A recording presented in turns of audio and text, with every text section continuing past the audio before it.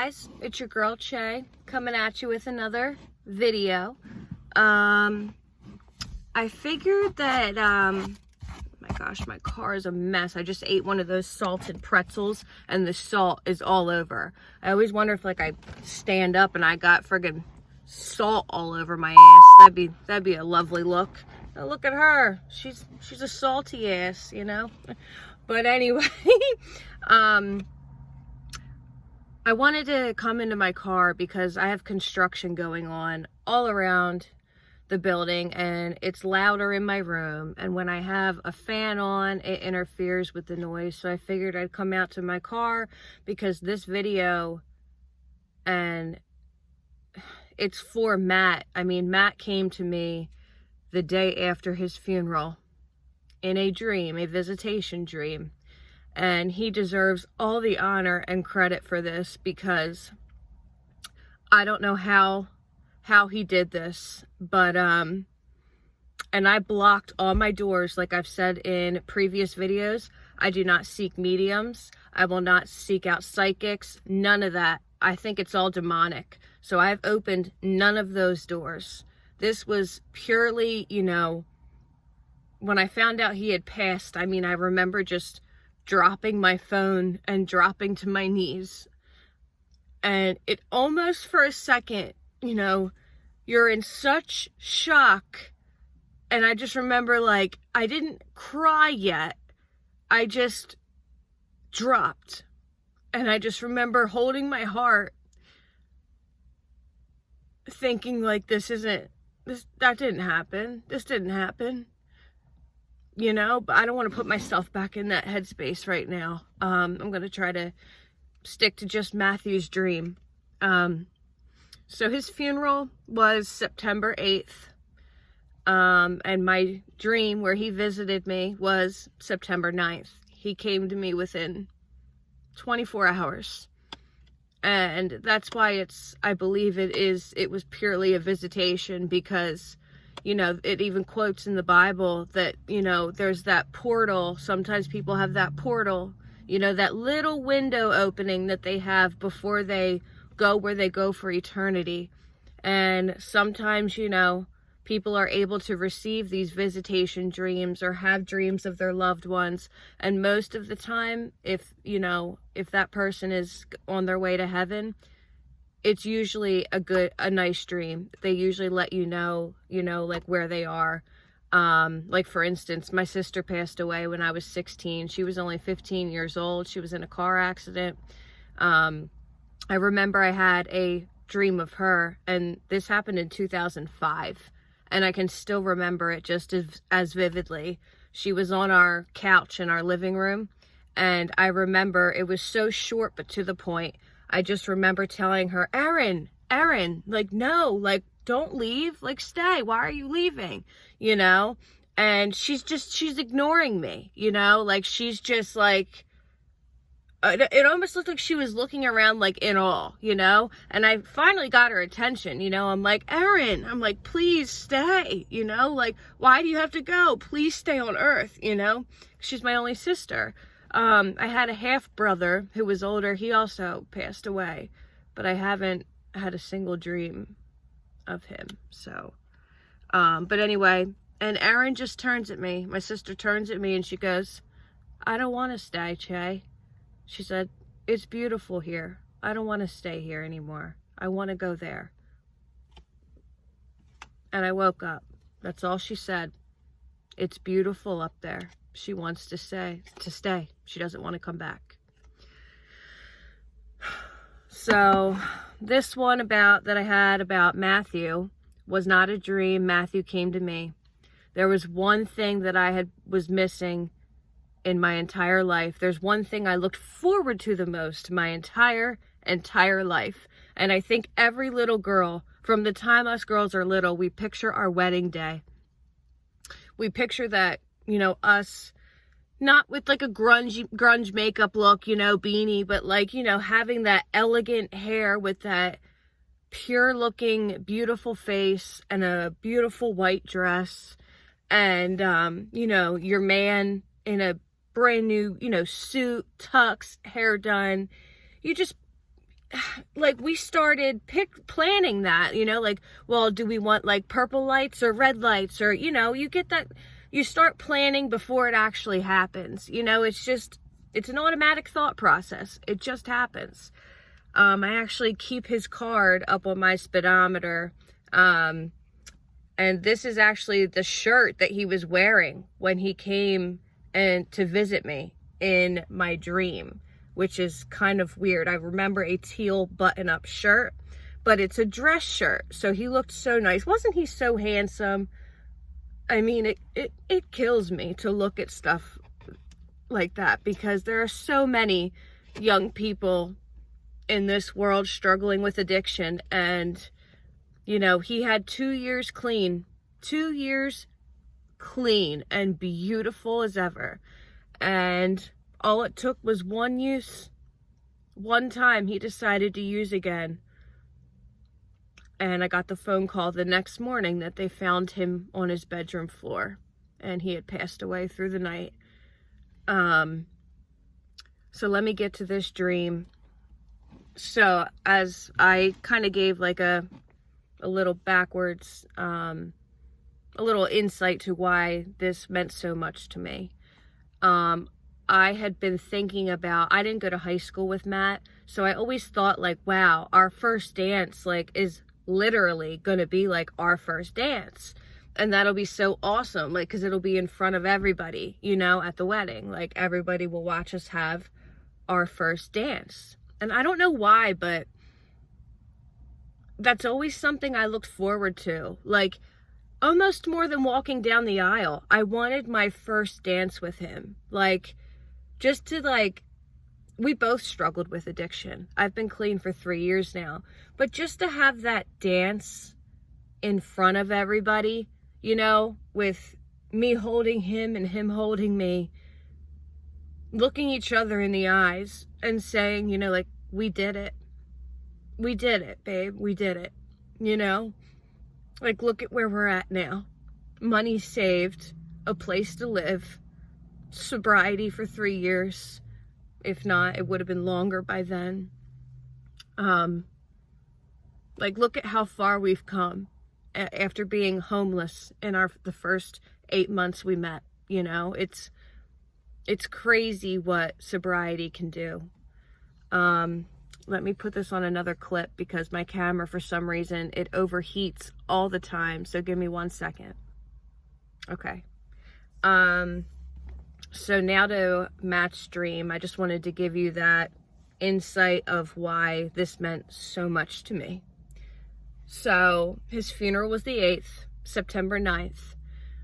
First night I go to bed knowing that my Matthew, my soulmate, man I was going to marry, isn't even on this earth anymore. He's not a part of it. See another construction truck coming right behind me. Roll my windows up. One night after, and, you know, this is when I'm having the dream. So all of a sudden, I remember him walking towards me. And I live in a crappy motel room, and it's where he has spent the last 3 years and 3 months with me. And it's where he also visited me.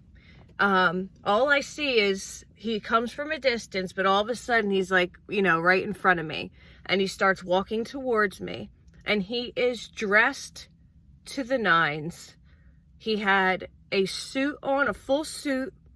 His hair, he had like a fresh cut, but he was more like it was almost like his chest was like puffed out, like he was in the best shape of his life.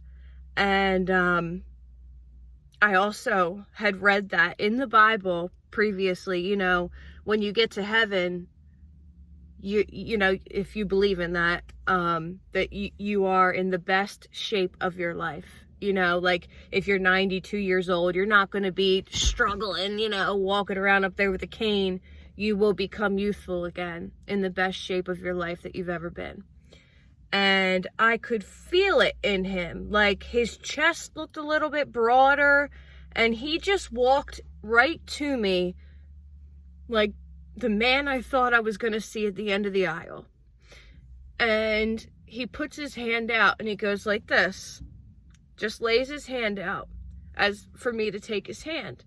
So I took his hand, and then he pulled me in. It was like pretty quick, I'm like, geez, you know, like, it's almost like once they've passed, like, we have no idea what the spiritual realm, quickness, their strength, you know, anything is like, because we're in the physical, we're stuck here. We don't understand that yet.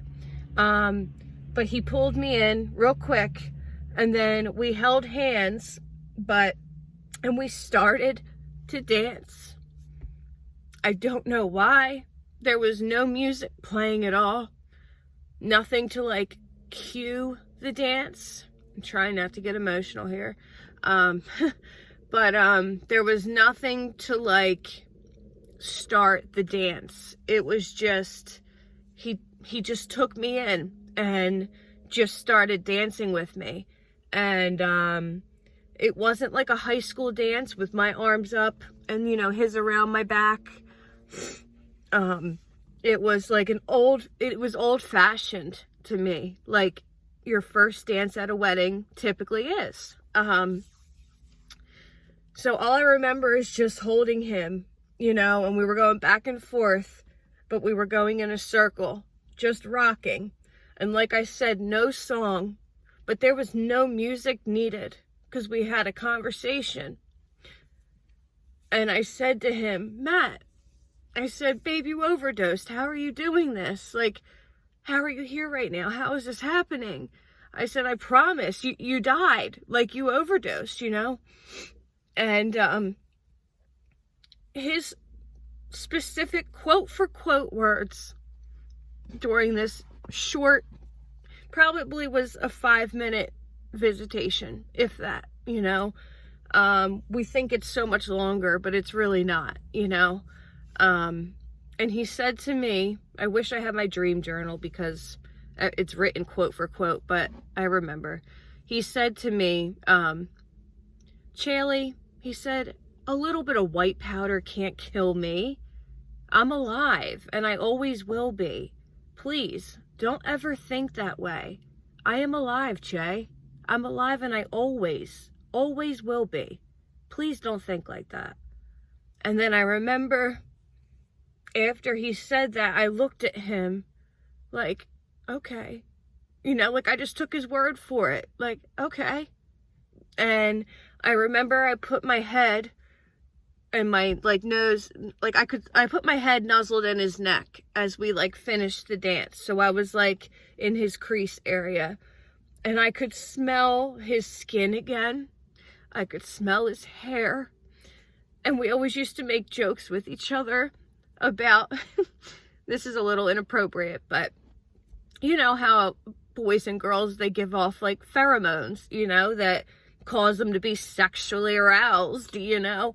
But like, I just remembered thinking at that point in time, it's almost like he knew what I was thinking because I could smell him and I was like, I can smell you. And then we both were like, like did a little giggle, you know? And then he just pulled me in a little bit tighter. It just felt like I couldn't get any closer to him in this dance.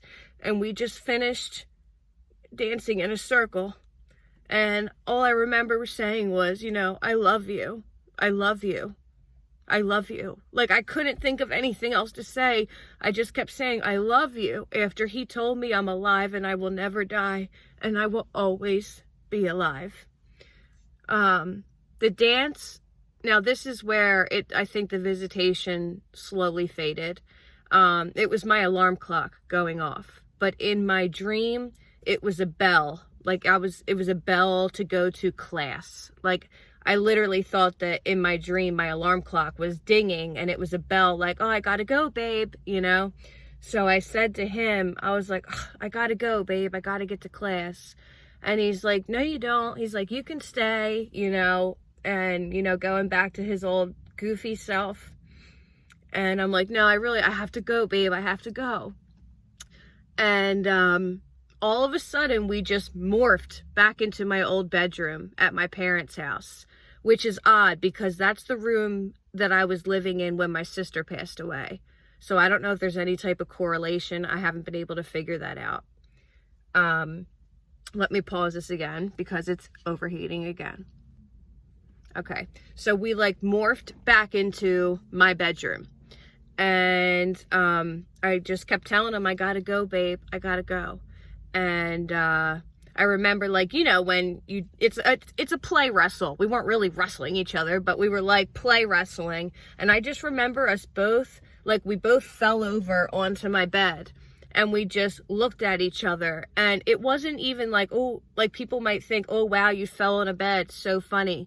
But in our dream, we just made this eye contact with each other and had this laugh. He had such a contagious laugh. I can't even explain his laugh. It was so unique. So unique. But we looked at each other and we had this laugh that came like from the belly, like laugh, like a hard, uncontrollable laugh after we fell from like wrestling each other. And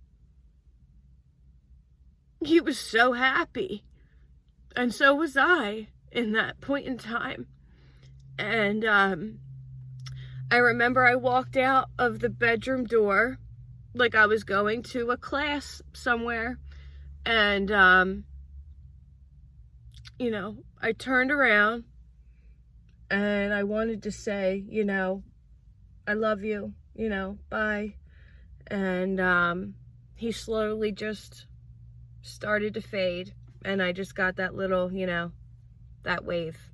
There have been dreams where I've seen him and I've turned around to say I love you and goodbye, and he's already gone. It's like he didn't allow me to say goodbye.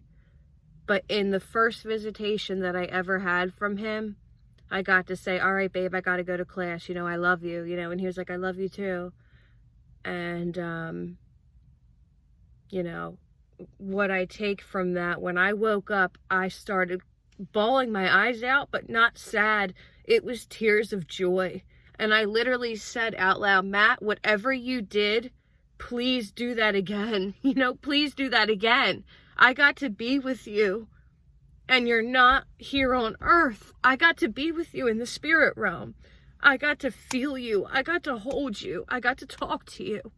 And that is such a beautiful gift. And not many people get to experience stuff like that. I remember after he passed away, I got back into reading my Bible so hardcore, just praying to God, you know, like, please allow me to see him, give me a vision, you know, anything. And there's about 8 or 9 visitation things that have happened that I want to let you guys know about. But I decided to tell you about my first dream visitation that I got from Matthew. And just how beautiful it was. The one thing I wanted in life, the one thing that I looked forward to the most, was our first dance in front of everybody. And he just walked so proudly up to me and took my hand, just put his hand out. And it's like we knew exactly what to do. And then he just, like I said, pulled me in. And then he told me that he will always be alive. He said, a little bit of white powder can't kill me, Che. You know, I'm alive. And he told me to never think that way. That was another sentence. Don't ever feel that way, Che. He said, I am alive, and I always will be. So, I just wanted to let you guys know about that first visitation dream where Matthew came to me and he gave me the most beautiful gift I could ever ask for. And I don't think anything in life will ever compare to that. No amount of money, no present, nothing. Just him being able to visit me after he died. It doesn't happen, you know? So yeah, I wanted to share his story because this was Matthew's work. This was his work, not mine. All I did was close my eyes and go to bed. He was the one that made this visitation come to life. And he he deserves all the credit. So I need to get his story out there, just so everyone hears of Matthew Buonadonna and his visitation that he gave to me, the first one that he gave me. Thank you guys for watching. I appreciate it, and I'm really glad I got this off my chest. And I hope it gives anybody inspiration. You know, please don't go seeking out mediums. They're really not, I don't want to get into the whole belief system. I didn't seek out anything but my big daddy upstairs. And I was blessed. I was blessed beyond my expectations. So thank you guys for listening, on behalf of me and on behalf of Matt. And I'll see you in the next video, guys. All right? Bye, guys. Take care.